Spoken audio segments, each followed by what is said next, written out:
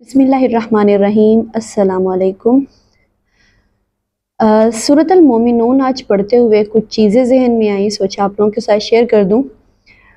पहली जब मैं आयत पढ़ रही थी जिसमें था कि कद अफलाहल मोमिनून, यकीनन मोमिनीन फलाह पा गए, तो मेरी खुशी का कोई ठिकाना नहीं रहा।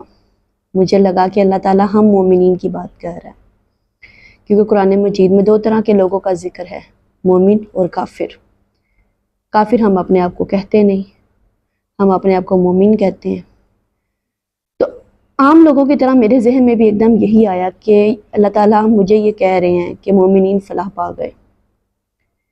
फिर जब उसकी सिफात की तरफ गई तब अंदाज़ा हुआ कि मेरा तो शुमार इन लोगों में दूर दूर तक नहीं होता, क्योंकि अगली आयत में अल्लाह ताला उन मोमिनीन की सिफात बयान कर रहे हैं जिनके बारे में अल्लाह कुरान में खुद कह रहा है, कद अफलाहल मोमिनून, यकीनन मोमिनीन फलाह पा गए।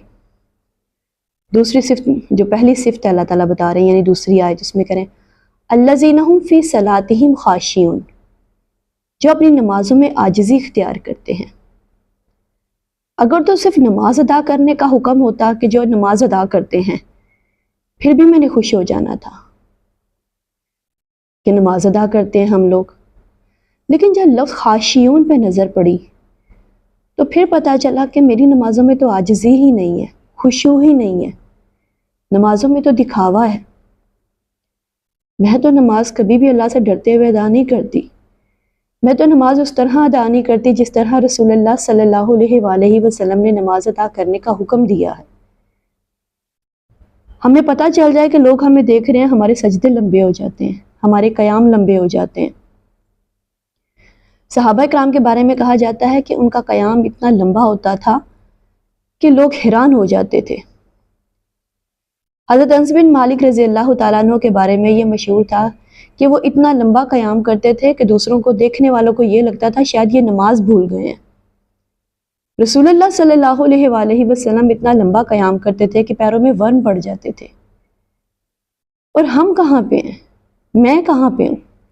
मेरी नमाजों में दिखावे के सिवा कुछ और क्यों नहीं है, आजिज़ी क्यों नहीं है?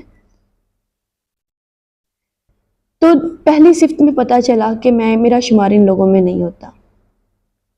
मैंने कहा दूसरी सिफ्त पढ़ती हूँ, शायद उसमें मेरा शुमार हो जाए।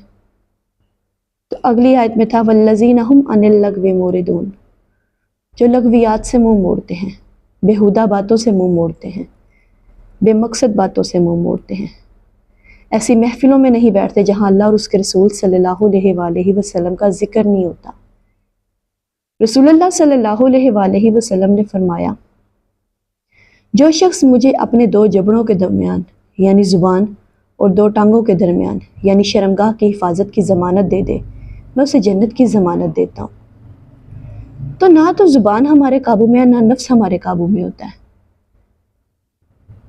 अरबी का एक मकौला है कि तलवार का ज़ख्म तो बढ़ जाता है, लेकिन ज़ुबान का ज़ख्म नहीं भरता। इस ज़ुबान से हम क्या करते हैं? झूठी गवाही देते हैं, झूठ बोलते हैं, ग़ीबत करते हैं, चुगली करते हैं। इस ज़ुबान की वजह से बड़ी बड़ी मुसीबतें आती हैं। इस ज़ुबान से हम चाहें तो दिल जोड़ भी सकते हैं और चाहें तो दिल तोड़ भी सकते हैं। तो सूरत अल-मोमिनून के में जब दूसरी मोमिनीन की दूसरी सिफ्त पढ़ी तो फिर से पछतावा हुआ कि मैं तो बेहुदा महफिलों से, बेहुदा ऐसी जगहों से उठती नहीं जहाँ पे अल्लाह और उसके रसूल का जिक्र ना हो। फजूलियात जहाँ पे हो हम वहाँ बैठे रहते हैं। दीन इस्लाम की जहाँ बात आए हम उठ जाते हैं।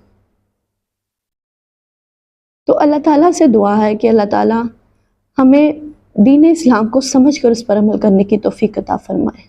आमीन सुम्मा आमीन। जज़ाकल्लाह।